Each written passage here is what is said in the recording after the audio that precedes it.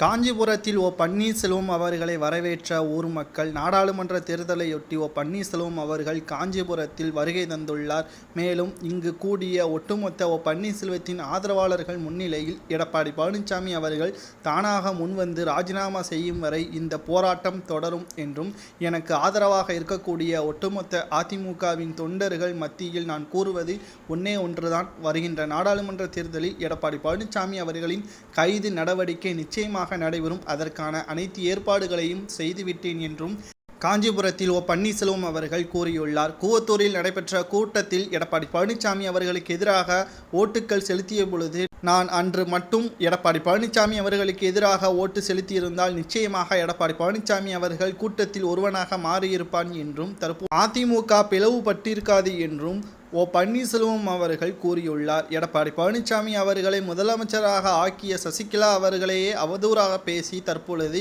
எடப்பாடி பழனிசாமி அவர்கள் அதிமுகவை தன் வசப்படுத்தி இருக்கிறார். ஆனால் அவர் செய்த ஊழலாக இருக்கட்டும், டெண்டர் ஊழல் முறைகேடாக இருக்கட்டும், கொடநாடு கொலை கொள்ளை சம்பவமாக இருக்கட்டும், இதில் அனைத்திலும் எடப்பாடி பழனிசாமி அவர்கள் தப்பிக்க முடியாது என்று காஞ்சிபுரத்தில் பன்னீர்செல்வம் அவர்கள் கூறியுள்ளார். மேலும் பன்னீர்செல்வத்தின் ஆதரவாளராக இருக்கக்கூடிய வைத்திலிங்கம் அவர்கள் கூறுகையில், நாடாளுமன்ற தேர்தல் நிச்சயமாக தென் மாவட்டங்களில் எங்களுக்கு சாதகமாக இருக்கிறது என்றும், இதில் எடப்பாடி பழனிசாமியின் ஆதரவாளரும் சரி, எடப்பாடி பழனிசாமியும் நேரடியாக வந்தாலும் அவர்களை விரட்டியடிப்பார்கள் என்றும் காஞ்சிபுரத்தில் பன்னீர்செல்வத்தின் ஆதரவாளராக இருக்கக்கூடிய வைத்திலிங்கம் அவர்கள் கூறியுள்ளார். தற்பொழுது எடப்பாடி பழனிசாமி அவர்களுக்கு எதிராக அதிமுகவில் இருக்கக்கூடிய முன்னாள் அமைச்சர்களும் தற்பொழுது எதிர்ப்புகளை தெரிவித்து வரும் நிலையில், மீண்டும் பன்னீர்செல்வம் அவர்கள் களத்தில் இறங்கி மிக பிரமாண்டமான மாநாடுகளையும் ஆலோசனை கூட்டத்தையும் நடத்தி வருவதை பார்த்து பயந்த பன்னீர்செல்வம் அவர்களுக்கு எதிராக எடப்பாடி பழனிசாமி அவர்கள் மாவட்ட செயலாளர்கள் கூட்டத்தை வருகின்ற 14ஆம் தேதி சென்னையில் நடைபெற உள்ளதாக தற்பொழுதே